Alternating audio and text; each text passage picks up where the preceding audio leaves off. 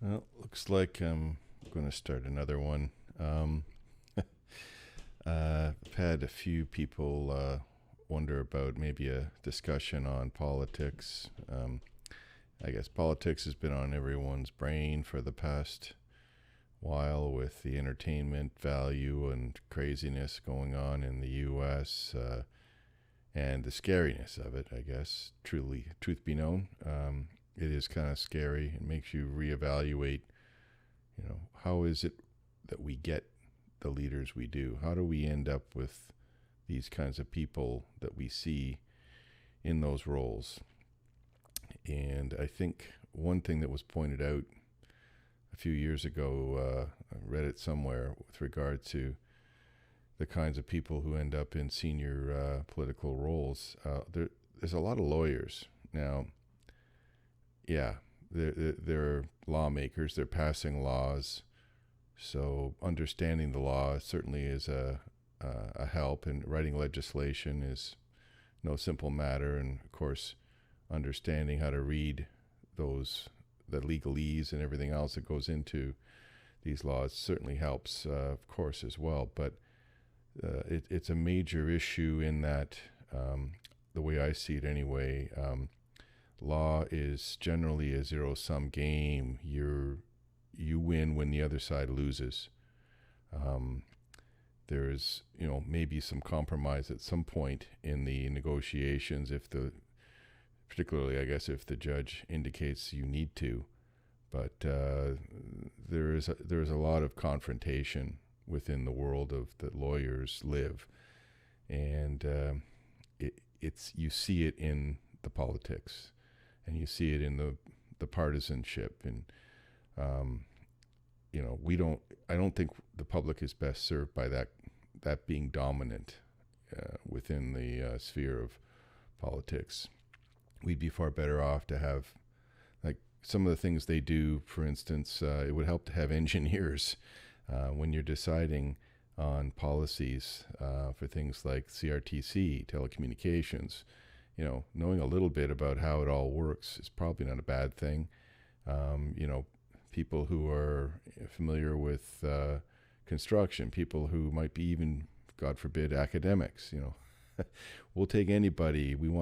I think we should have a better, broader representation of the public of Canada. And I don't know how we accomplish it, but we need to extract some of the power from the Prime Minister's office because, from what I understand, being a backbencher for any party is just a horrible thing because you basically don't get heard.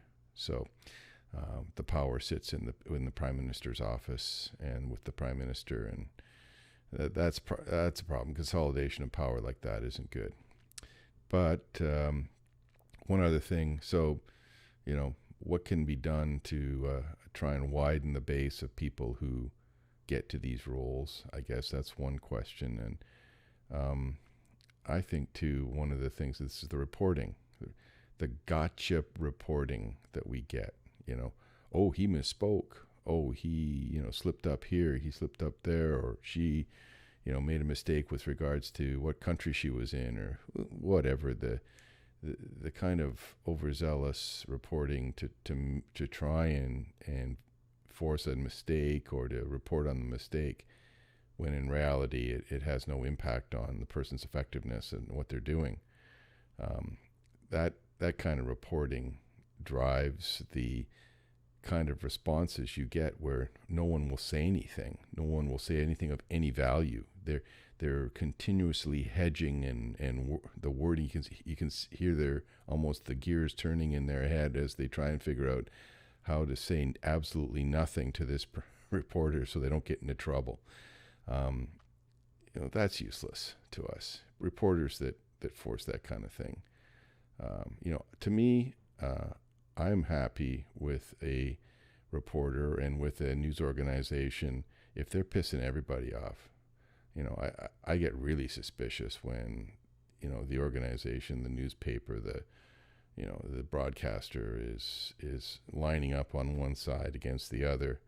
To me, they should be slamming everybody, or at least looking with a skeptical eye at every policy from every side and the motivations from any side.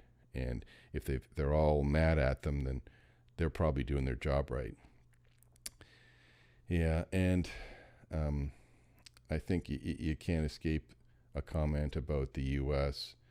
The biggest thing I see about the U.S. that's of a real concern, I guess it has been for some time now, is their inward-looking world, the world of American politics, seems not to care one iota with what's going on and how the world perceives them, what's happening internationally.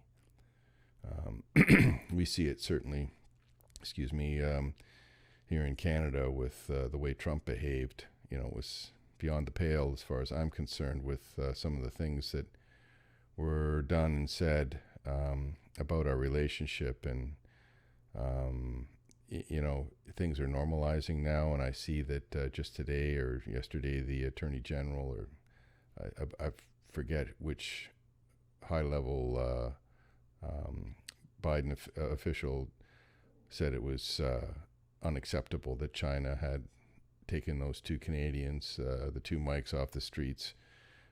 Finally, here we are honoring the extradition orders from the U.S. to bring that the woman who's a Huawei executive and hold her in house arrest, and it immediately results in two Canadians being thrown in jail for no reason, and we don't hear a word from in terms of American protest. And the whole thing wouldn't have happened at all if it wasn't for us honoring the extradition that they requested.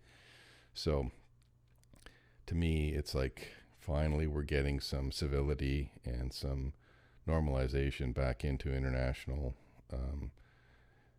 relationships and leadership from the U.S. And it's critical, absolutely critical, and you'll hear nothing about it in the U.S. It's as though that never happens. And I think that's a huge mistake. That's a huge blind spot for the average American. They really need to know, they need to know how their country is perceived, how they're winning and losing and failing and gaining in terms of international policies and what's happening with regards to their relationships with the key countries in the world that do share their values, that are democratic and want to spread democracy and try and not allow authoritarian regimes to prevail.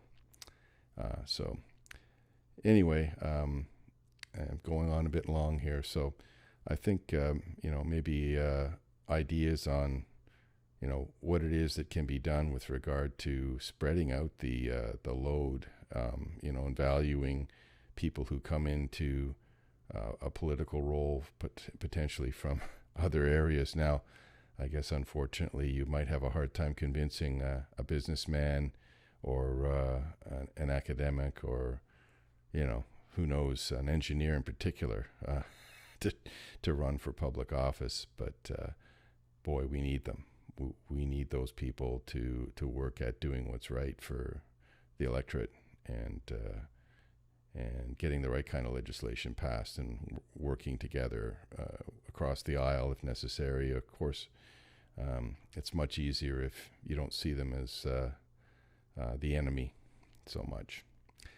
Anyway, thoughts and ideas, please put them down below or respond in email, and have a happy Sunday, or should say weekday, or whatever day you watch this. And thanks. Bye.